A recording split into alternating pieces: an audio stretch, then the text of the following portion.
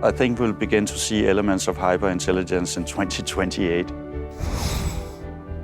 Around 2033, it will, in principle, be possible to send a number of hyperintelligent robots to Mars with a rocket. When you come back after 50 years, they are actually beginning to build something like Shanghai. I think some international investors are concerned about geopolitical things, but I am personally much more interested in the domestic Chinese investor.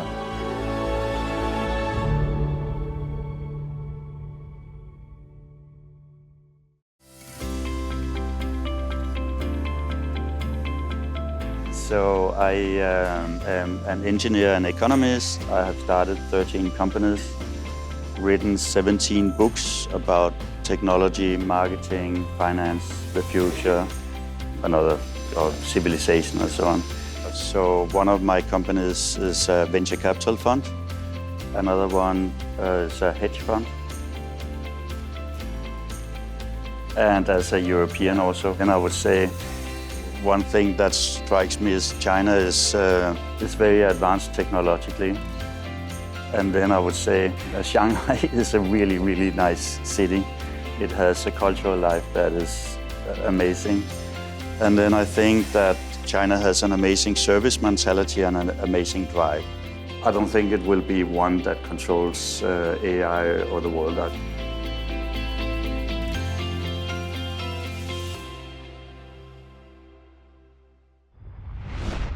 So talk about your book. First of all, what's the definition of hyperintelligence? Yeah, so AI today is getting very intelligent. If you give it intelligent tests, some of them score 160.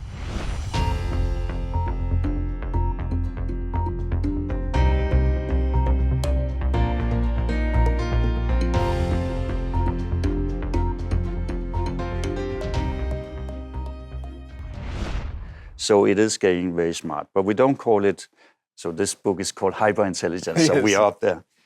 So the difference between superintelligence, where it beats human on knowledge, insights, and wisdom, and hyperintelligence is that the intelligence starts improving itself incredibly fast. So it becomes almost like a living species that evolves at an incredible speed.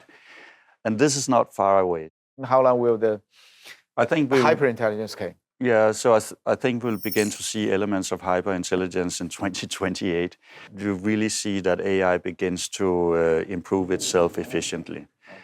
And one of the reasons is that if you take at the early days of large language models, they were very intuitive, but they were not analytical. And the first reasoner came from OpenAI, but then DeepSeek was a reasoner. And a reasoner is one that works more like an academic, has a process.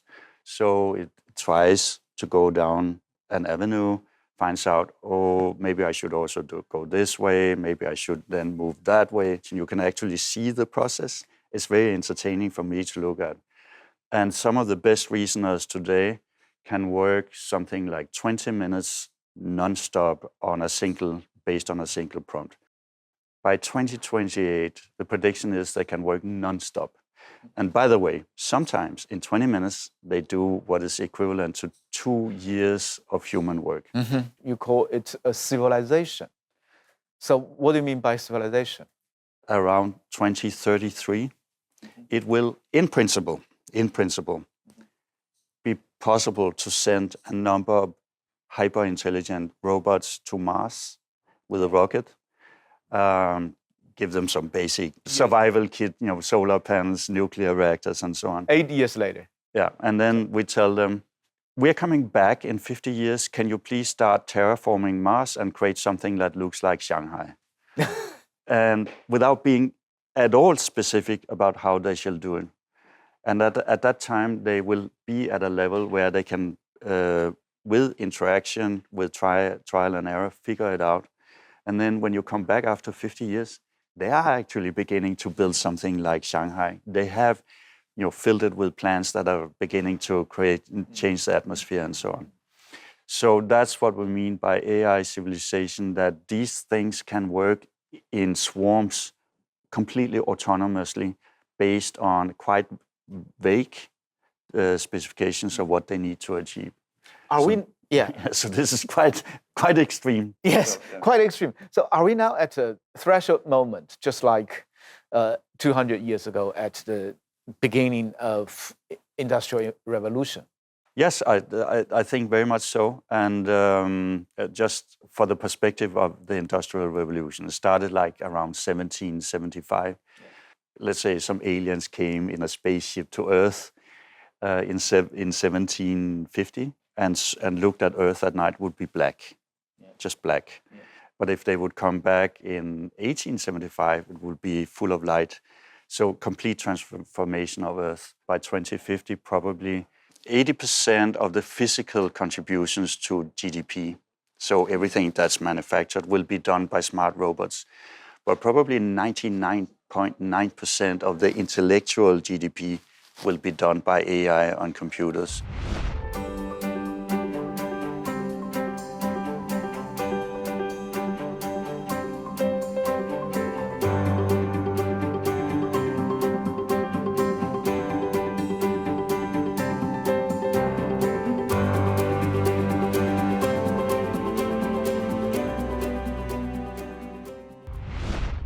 So what is the most important message you want your readers to take away from your book? A more intelligent world will probably be more peaceful, more safe, more prosperous, treat the environment much better.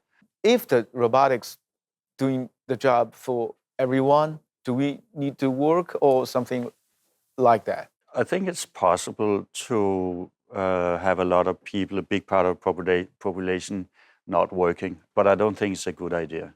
So there are two kinds of happiness for humans. One is what looks good on TikTok.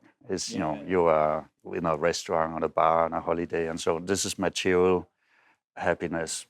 But there's another happiness which is a feeling of purpose. And we can get a crisis of happiness if people don't have something to work for.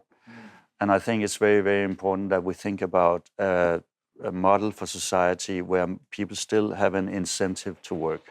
I feel like quoting Warren Buffett by memory. So he said he would leave his children enough money so they could choose what kind of work they want to do, but he would not give them so much money so they could choose not to work. And I think that AI should enable us to get the possibility to choose much more freely what kind of work we will do something that we really like, but not to do nothing. And Yes. so you have something you call basic free services instead, which means that free schooling, free healthcare, free internet, free AI, free transportation perhaps. But if you want more, then you need to work. I have a friend who used to be a professional Go player, but about 6 or 7 years ago, AlphaGo, right, the machine, Yes. it turned out to be even the world's best Go player couldn't beat machines. So he suddenly felt aimless, lost purpose. Because I do a lot of things I enjoy, but I don't think I am the best in the world at what I do, in anything I do, but I still enjoy doing it. If you're a good loudspeaker, it sounds fantastic. But that's not the same as having the musician sitting in front of you playing. So there are lots of things where there will be reasons for people to be people. I'm co-founder of a club in Switzerland. When we made it, I was very much in doubt if we would get enough members. But after 2 weeks, we had completely sold out all memberships and a long waiting list. So if you're a member of a club, do you want to be served by or meet robots? No.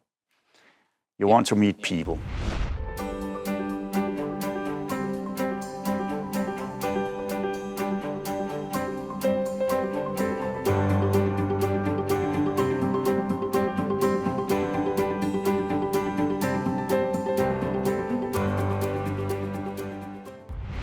Because you have wrote many books about the business cycles. Business cycles. So in the age of hyper intelligence, will it be faster? Will it be shorter, or will it be more predictable or unpredictable? The AI models can make many things for free, for instance, legal work and accounting and so on. the robots can make many products much, much cheaper. So you will have a natural downward pressure on consumer prices. It's something actually we have experienced in the world economy since the 1980s. So the central banks want 2% inflation typically. So they say, okay, we need to make more money to create inflation. Much of that money will not go into the consumer prices as they intend. They will go into investment markets. Yeah. So what you get is falling prices, consumer prices, and rising investment prices. Yeah. There's another word for that, bull markets. Yeah, really. And I've studied how the history since the beginning of the Industrial Revolution has been with this, especially with England, the English economy, because we have a very, very long track record there. And we can see that in periods where you have high productivity gains, so lots of technology rolling out, falling prices or super low inflation, you have bubbles in the financial markets. Yeah. We're getting into such an era, very strong era, the next decades. And that means we can expect a lot of, first of all, great investment markets, but also a lot of bubbles inside them, lots of volatility. So you are also an investor. The question is, looking ahead, I think, let's say 5 to 10 years, what are the three most promising investments? I will answer in two categories, one for entrepreneurs and one for financial investors. Yep. So for entrepreneurs, I think you should look at definitely implementing the whole intelligence layer in society. Much of this is agentic AI. There are literally millions of business opportunities in that. I think also going into biotech, so the whole life extension, healthy life thing is very interesting. And the third thing is to, instead of extracting stuff from nature for our use, all the technologies that can synthesize it, so make it in a laboratory or in a factory, is very interesting. We have precision fermentation. We have, in China, you're making lab-grown diamonds. Yes. In America, they're talking about nuclear fusion reactors, making gold even.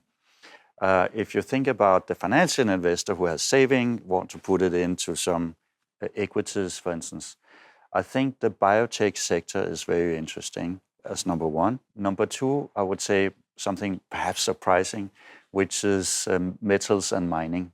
So why?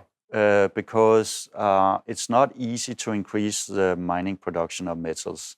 But as we roll out electrification of the world and become more wealthy, we need a lot more metal.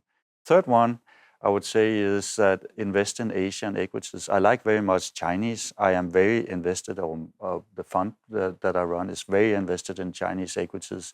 But China, but also the ASEAN, so Vietnam, Thailand, lots of Asian countries. ASEAN countries. Yeah.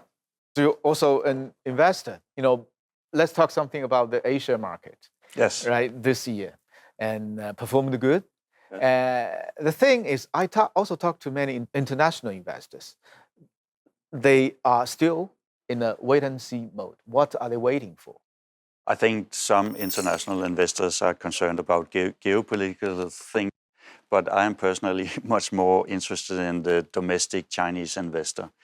I think about two things. First of all, valuation, and second is, where do the money come from? If you're a Chinese investor, you can put your money on a bank account. Maybe you get 1.1, 1.2% interest rate. You can also put them in 10-year government bond yields, get 1.7, 1.8% perhaps. But the dividend yield paid out by equities is higher than the government bonds. This is actually a quite rare phenomenon in economic market or financial markets. But then if you look at the earnings yield, it's close to 6%. So it just makes sense from a long-term perspective to move your money out of the bank account and into the equities, I think. And then I'm looking at how much money is there on the bank account. It's enormous. I think it's close to 200 trillion RMB. Yeah. Yes. So today there are twice as much money on the bank accounts as the valuation of the stock market. Last time we saw this in China, the stock market went up, it more than doubled very quickly. Yeah. And I think that's very likely that this will happen. So this is what I'm waiting for, but I am very invested in the Chinese stock market. So what is the most frequently asked you've received at your 10 days trip in China? Oh, that's easy. It's about the competition between China and US on AI. Who's ahead? Mm-hmm. So who is ahead?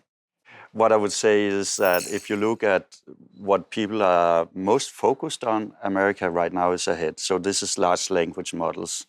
So if you take the top 55 large language models in the world, 40 are run in the US, 15 in China. If you look at the amount of compute, which is data processing done on AI, United States does 75%, China does 15, Europe does 5. Where is Europe? Yeah, where's Europe? But then one of the things that I point out is that the real benefit from AI is to a large degree not those models at all. It is what you call agentic AI. Yeah. So agentic AI is taking very small mini AI models that each are specialized in one thing. If you can think about a mechanical watch, you put all these different mechanical devices in, and then it can measure the time and so on. Automate this workflow with all these mini brains. How many of them are from China?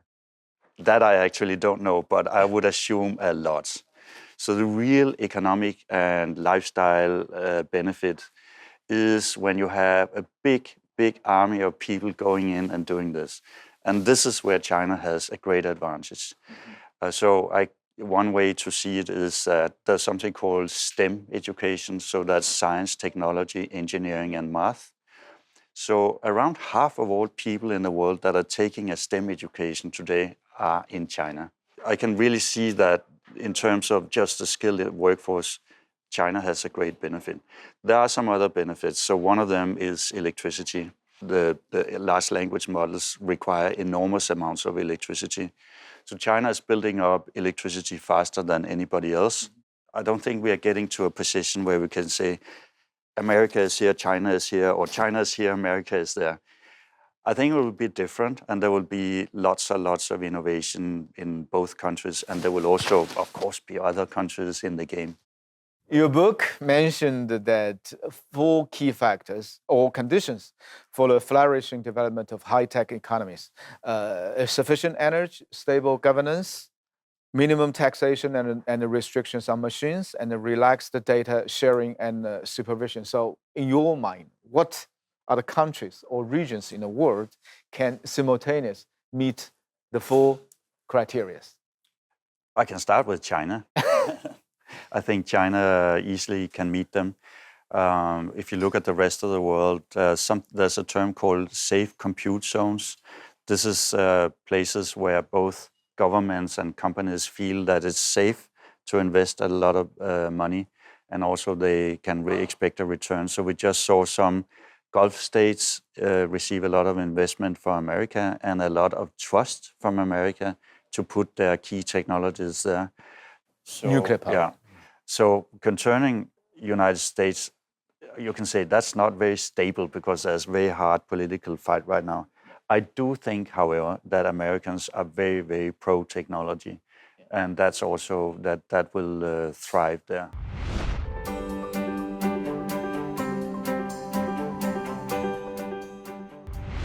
China has in terms of AI, China has a strategy which is called AI Plus. Yes. Which means that we want to integrate AI technology into manufacturing, into people's daily life. So is that the right thing to do for China now? That is exactly the right thing to do.